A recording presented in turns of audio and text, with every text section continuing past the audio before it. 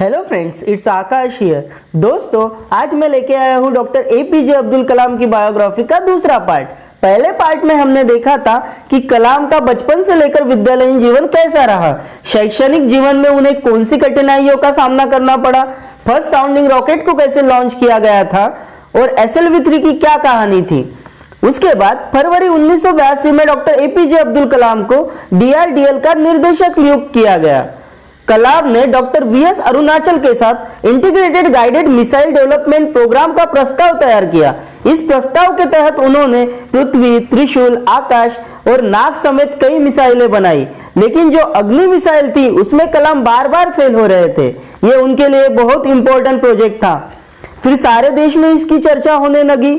अमूल ने तो इसका ऐड बना के मजाक बनाना शुरू कर दिया। इससे पूरी टीम का मोरल डाउन हो रहा था। तो डॉक्टर एपीजे अब्दुल कलाम ने सारे साइंटिस्ट और पूरी टीम को एक कॉन्फ्रेंस हॉल में बुलाया और उन्होंने कहा कि हम एक महान अवसर के किनारे खड़े हैं। बड़े काम होंगे तो चैलेंजेस भी बड़े होंगे, लेकिन हम यूं ही हिम्मत नहीं हार सकते। आप कुछ मत कीजिए, बस अपना काम कीजिए। कलाम ने कहा कि मैं वादा करता हूं कि कल अग्नि की लॉन्चिंग सक्सेसफुल होगी और हम सब मिलकर इसका जश्न मनाएंगे।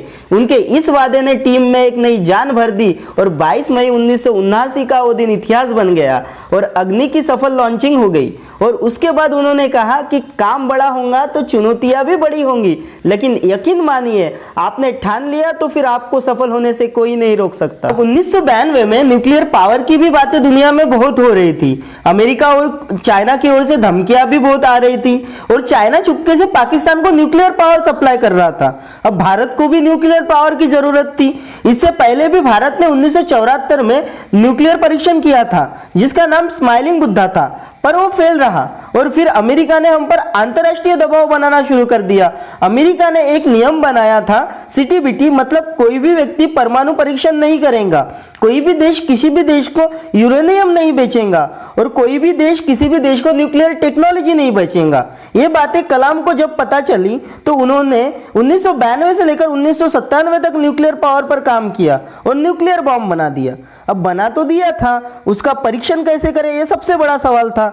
अभी बीच में अटल बिहारी वाजपेयी सरकार एक्शन में थी। वाजपेयी जी ने कलाम से कहा कुछ भी हो जाए लेकिन हमें न्यूक्लियर पावर चाहिए। उन्होंने एपीजे अब्दुल कलाम को खुली छूट दे रखी थी, आपको हमारे परमिशन की भी जरूरत नहीं है, आपको जो करना है करिए, हमें न्यूक्लियर पावर की जरूरत है।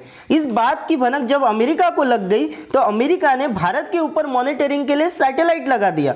तो अब्दुल कलाम ने अपने वैज्ञानिकों को सेना की वर्दी में काम करने को कहा और 9 मई 1999 को पोखरण में भारत ने परमाणु परीक्षण कर दिया। उस समय फ्रांस, USA, रशिया, UK और चाइना के पास ही न्यूक्लियर पावर था। उस सूची में भारत छठा देश बन गया।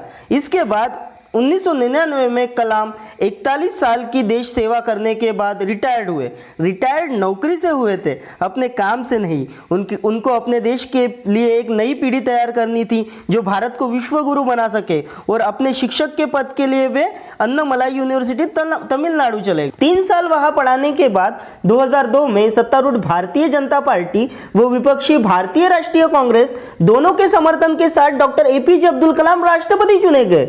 डॉक्टर एपीजे अब्दुल कलाम एकमात्र ऐसे राष्ट्रपति थे जो 2 सूटकेस लेकर राष्ट्रपति भवन गए थे और 2 ही सूटकेस लेकर राष्ट्रपति भवन से वापस लौटे थे।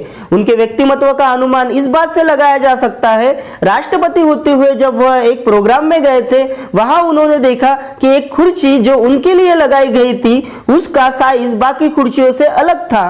तो उन्होंने प्रोग्राम के ऑर्गेनाइजर को बुलाया और समान कुर्सी लगाने को बोला। कलाम अपने पूरे जीवन अनुशासन का पालन करने वालों में से एक थे।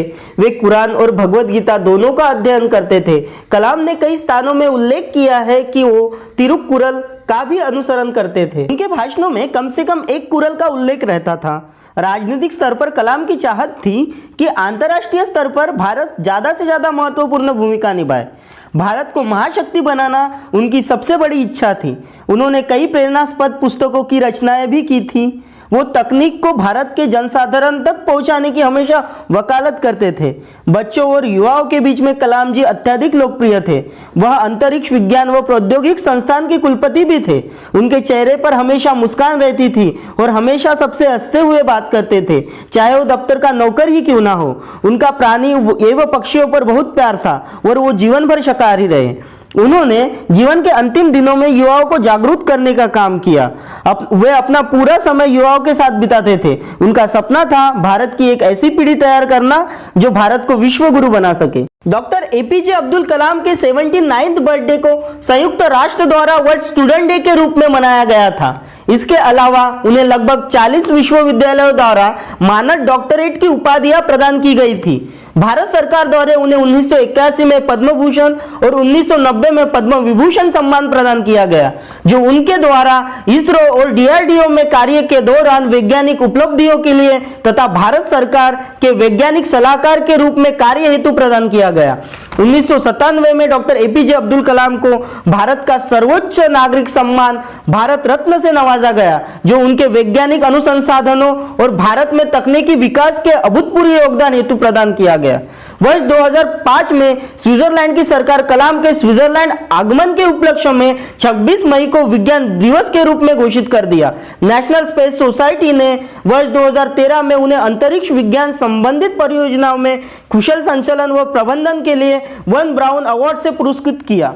भारतीय प्रबंधन संस्थान शिलोंग में वह रहने योग्य ग्रह पर एक व्याख्यान दे रहे थे, तभी अचानक दिल का दौरा पड़ने से 27 जुलाई 2015 को उनकी मृत्यु हुई। वे एक ऐसे इंसान थे जो कहते थे कि मैं यह नहीं कहता कि मेरा जीवन किसी के लिए आदर्श बन सकता है, लेकिन जिस तरह मेरे नियति ने आकार ग्रहण किया उससे किसी ऐसे बच्चे को उम्मीद अवश्य मिलेंगी जो किसी छोटी जगह से आता हो। उसे अपने पिछड़ेपन और निराशा के भावनाओं से मुक्त होने में मेरा जीवन जरूर सहायक रहेगा। उनकी महानता का अंदाजा इस बात से लगाया जा सकता है कि जब उनकी मृत्यु के बाद उनकी कुल संपत्ति का आकलन किया गया तो उनकी कुल संपत्ति में 6 पैंट, 6 शर्ट, 3 सूट और 40 डिग्रियों का समावेश था। एक पेंशन की रकम थी, उसके सहारे ही वे अपने दैनंदिन जरूरतों को पूरा करते थे। तो दोस्तों, यह थी एक ऐसे महान व्यक्ति की कहानी जिन्होंने धन दौलत ऐशो आराम को ठोकर मारकर देश के लिए काम किया और देश की महत्वपूर्ण परियोजनाओं में देश का प्रतिनिधित्व किया। वो आज की पीढ़ी के लिए एक प्रेरणा स्रोत है। उनका कहना था, सपने वो नहीं होते जो आप नींद में देखें, सपने तो वो होते हैं जो आपको नींद ही ना आने दे।